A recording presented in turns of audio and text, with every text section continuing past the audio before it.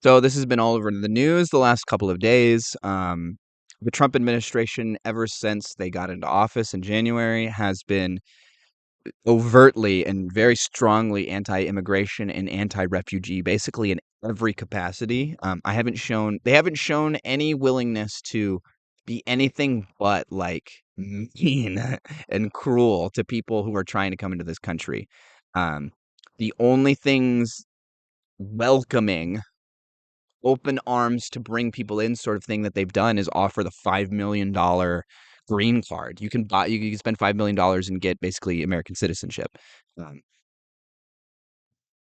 Aside from that, they have done nothing but restrict people's ability to come to this country through refugee, through asylum, through legal, proper, immigration.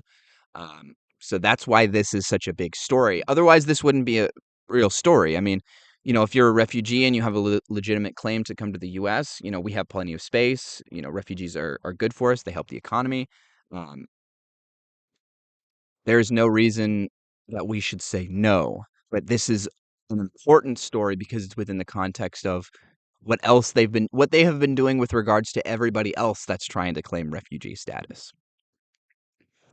An administration official's attempt to explain Donald Trump's decision to allow white South African refugees is an exception to his ban on asylum seekers revealed just how racist the policy really is.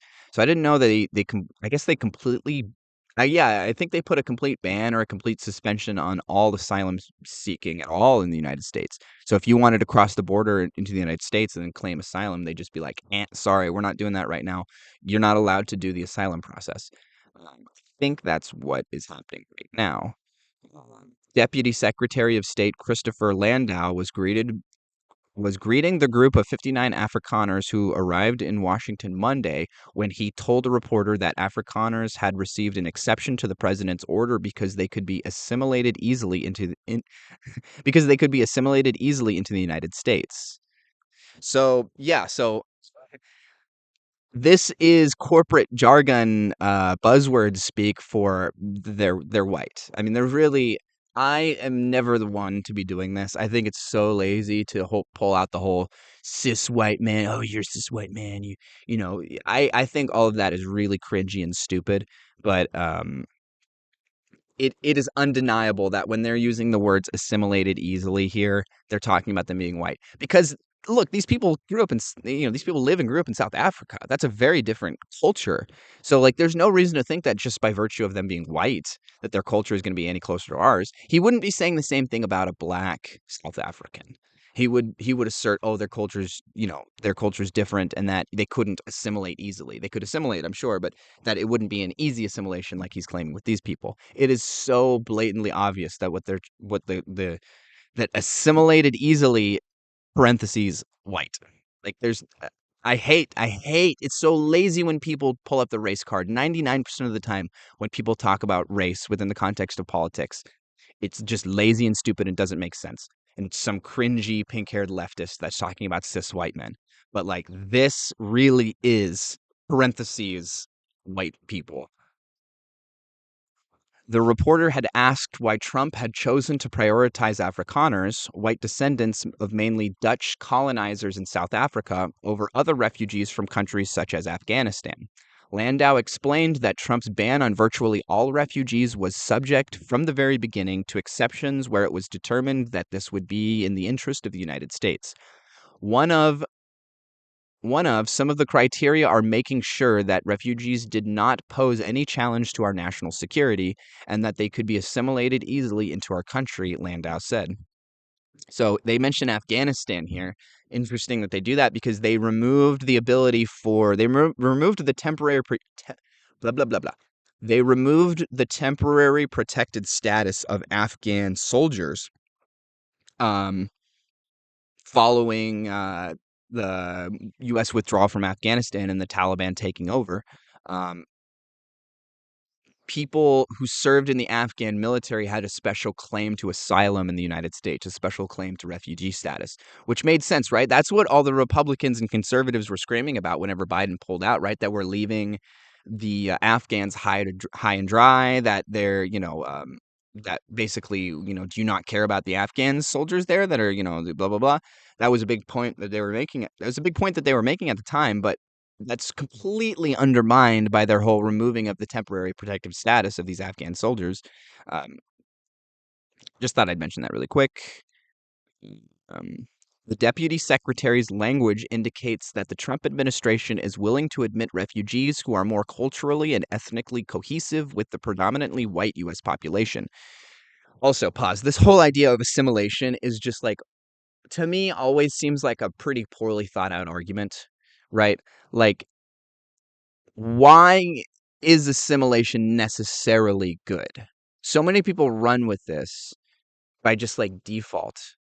But like let's actually try and flesh out the argument for here for a second. What is the problem with not assimilating? What is the problem with having more people in the US speaking Spanish, or more people in the US speaking Arabic, or more people in the US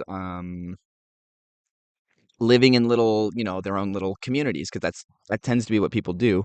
Um, what is really the problem with all of this? To the extent that like a pocket of a specific type of community might be in a poor area and might cause crime, but that's not by virtue of it being an unassimilated community.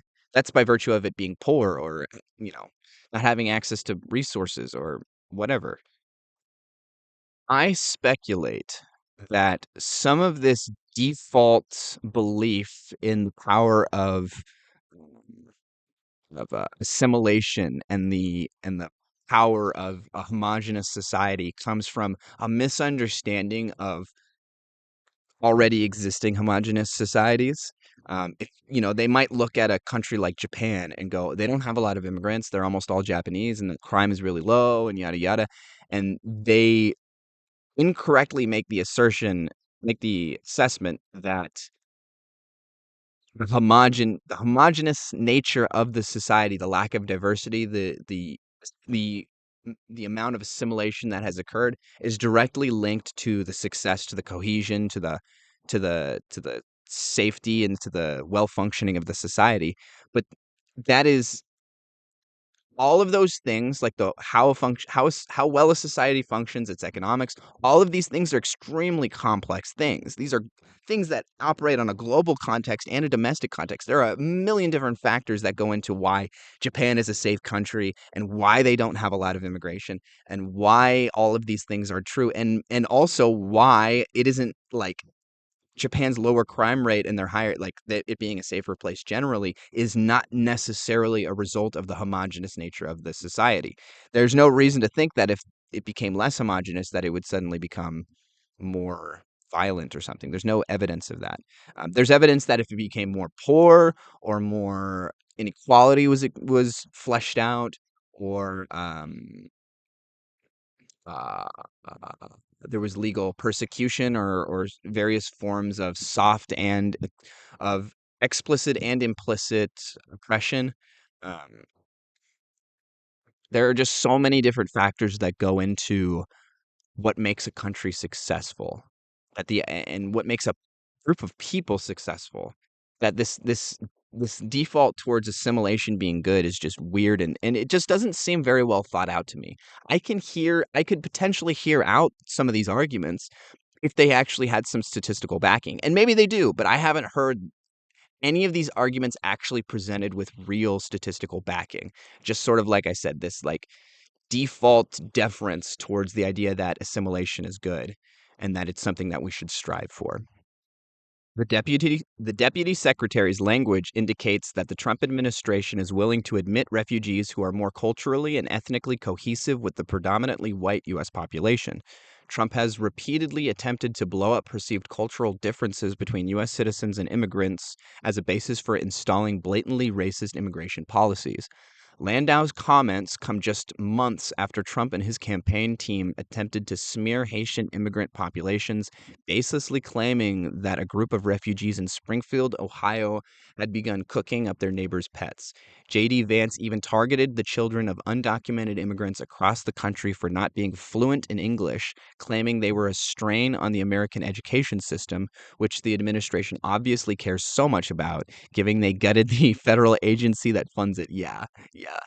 Yeah, good thing they brought that up.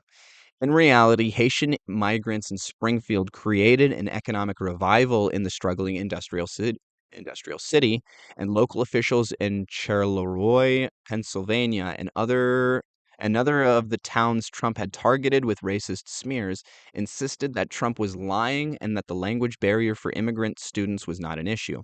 Trump's blatantly racist rhetoric has gone on to inform his administration's sinister immigration agenda, which seeks to strip immigrants, both documented and undocumented, of their legal protections and deport or exile them to foreign countries.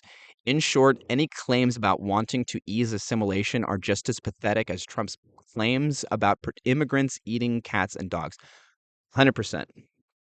Not only is there not much backing for the idea of assimilation itself, but it is extremely clear that their use of the word, their very specific phrasing of assimilated easily is very clearly they liked these people because they're white, and that's why they chose him. All right, um, let's. I have another article talking about this, so hopefully this will give us a bit more information.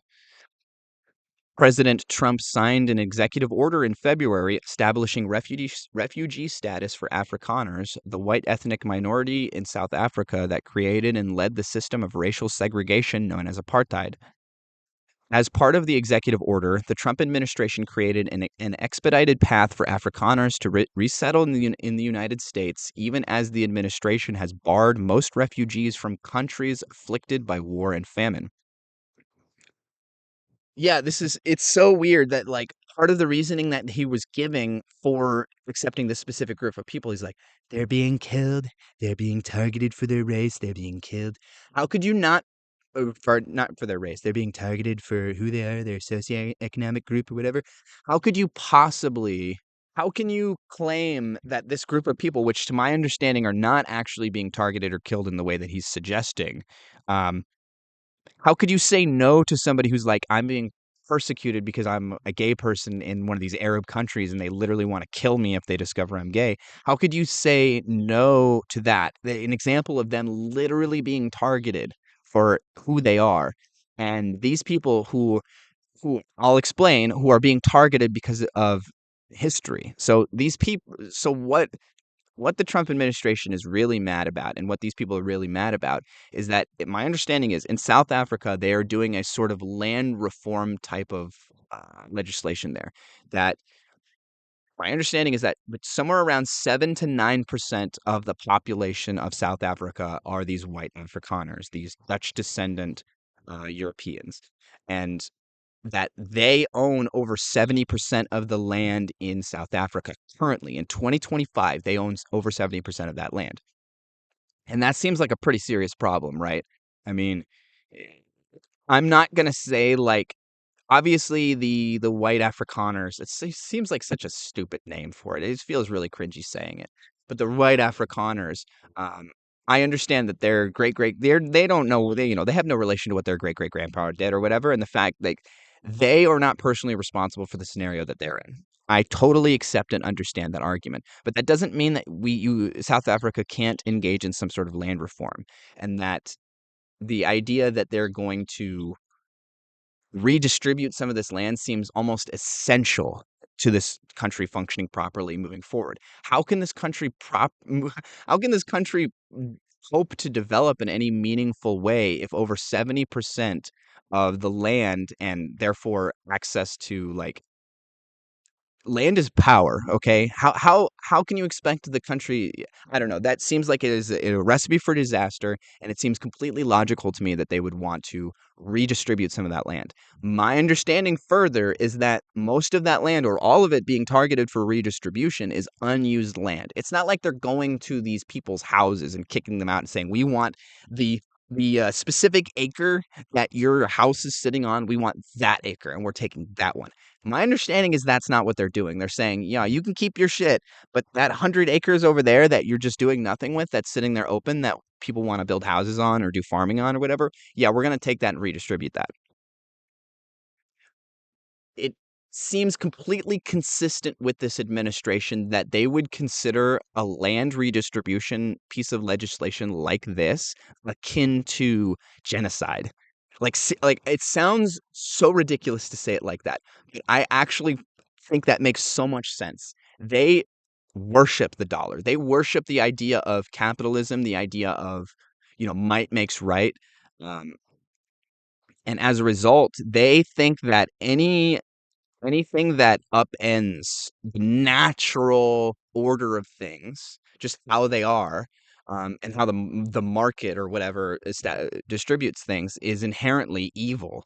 And so I think they genuinely, or at least some of the weirdos in this administration, view this as um, just as bad as like targeted killings, which is just bananas. The idea that you would argue that the confiscating of property, um, let's say it was even their house. Let's go as far and to say they are taking the land that their house is on in their house. The idea that that is the same as genocide is ridiculous, or the being targeted like to be killed is utterly ridiculous. But it's clear that that's not what all of this is about. It's clear that there was some of the really influential people in the background clearly have some very strange racist ideas, and that they were able to convince Trump that this is fine.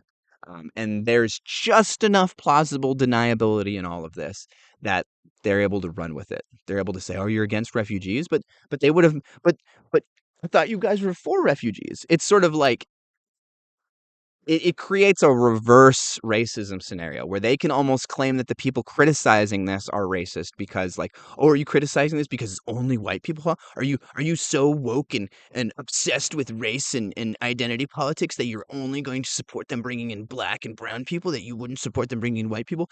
I guarantee you there are a whole bunch of conservative Kool-Aid drinkers that are of that mindset right now. As part of the executive order, the Trump administration created an expedited path for Afrikaners to resettle in the United States, even as the administration has barred most refugees from countries afflicted by war and famine. While waiting at the airport in Johannesburg, the passengers said the U.S. Embassy had instructed them not to speak with the news media. The first group of Afrikaners arrived in the United States on May 12th. Who are the Afrikaners? The Afrikaners who arrived in the United States on Monday are the descendants of the European colonizers who came to South Africa approximately 4 centuries ago. They later created the system of apartheid in 1948. Decades after the end of apartheid, some Afrikaners now say they are being denied jobs and have been targeted by violence because of their race. No white person in their right mind would stay in this country, said Jaco van der Merwe, 52, an Afrikaner living in Johannesburg. I believe South Africa is finished. 49 Afrikaners, including parents and children, boarded a flight to Johannesburg in Johannesburg to the United States on Sunday night, according to a spokesman for South Africa's airport authority. The U.S. State Department said in March that it had received 8,000 inquiries from people seeking information about the refugee program. It is unclear if the U.S. government will admit more families. Organizations such as the Amerikaners, have been set up to help support disenfranchised South Africans seeking a new future in the United States. Some leading Afrikaner advocates say they would prefer Mr. Trump help their cause at home rather than offer refugee status in the United States.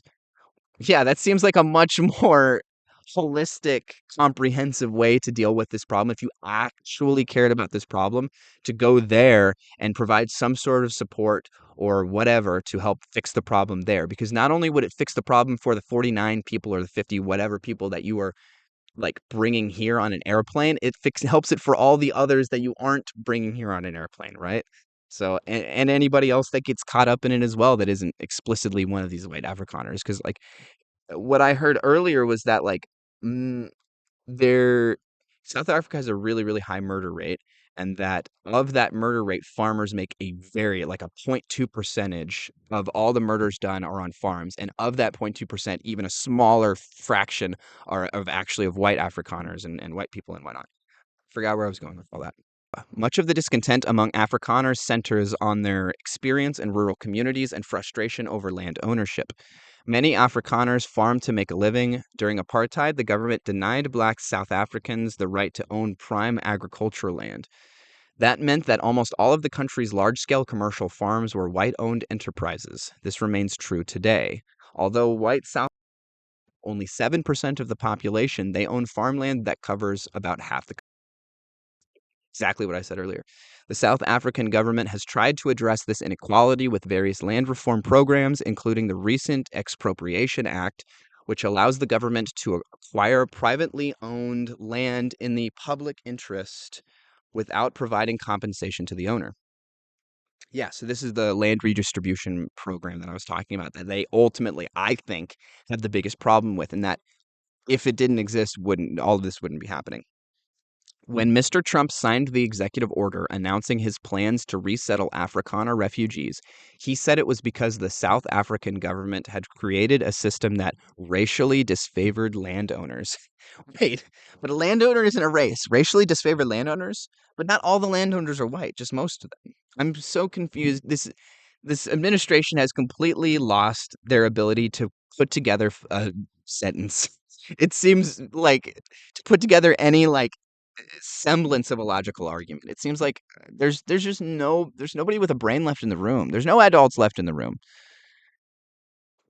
Refugees can often wait years before they are processed and approved to travel to the United States. The Afrikaners who arrived on Monday had to wait no more than 3 months. The president has equated efforts by the South African government to undo racial inequalities to anti white discrimination. He said on Monday that the Afrikaners were victims of a genocide. Exactly what I said. They see this land redistribution program because they worship the dollar, they worship capitalism, um, they worship the idea of might makes right. They think that this land redistribution program is akin to actually killing people. That's how distorted how that's how, like, distorted their view of not only money and systems in the world, but their view of humanity and people and empathy, that they conflate humans' life with land, and not even land that they're using, just land they're holding, is just so, like it is, like, peak rich guy brain. Like you come from billionaire brain perspective, what benefits me and only me at the expense of everybody else. Like it's what it feels like. Farmers are being killed, he told Reported. They happen to be white. Whether they are white or black makes no difference to me. White farmers are being brutally killed and the land is being confiscated in South Africa. Police data do not support that narrative, showing that killings on farms are rare and that the victims are mostly black. That supports my understanding. Yeah, I saw a breakdown of it, but it was basically like of the 50,000 murders this year, there were 50 that were of on farms, and of those of those on farms, five were of landowners, and then another 10 were of the employees, and another five were of people just living there, and that the employees are almost all black, and that only a handful of all of the people in this equation are these white Afrikaners, and that far more regular black South African citizens have been caught up in all of this and have been killed in the process. South African officials have described the administration's moves as politically motivated.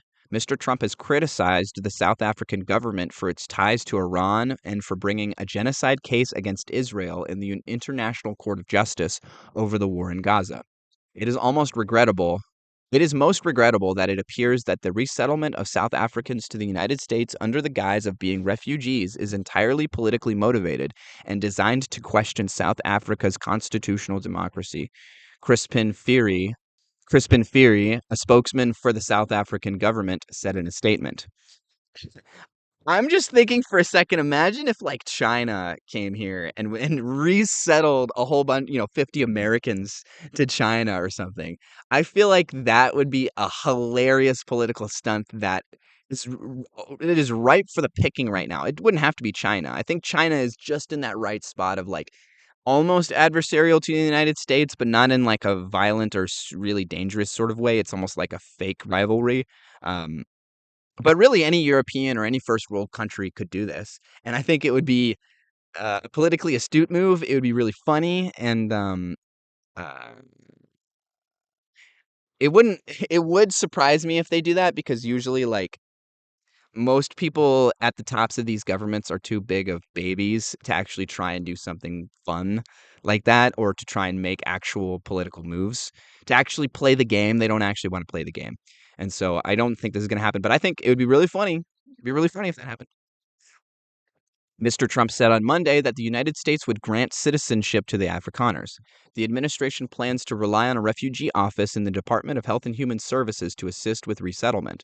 The office has reached out to refugee organizations in recent days to prepare for the arrival of the Afrikaners, according to a department memo obtained by the New York Times.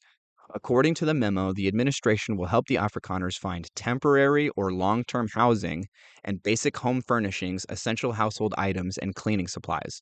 The administration is also planning to help the Afrikaners secure groceries, weather appropriate clothing, diapers, formula, hygiene products, and prepaid phones that support the day to day well being of households, the memo said.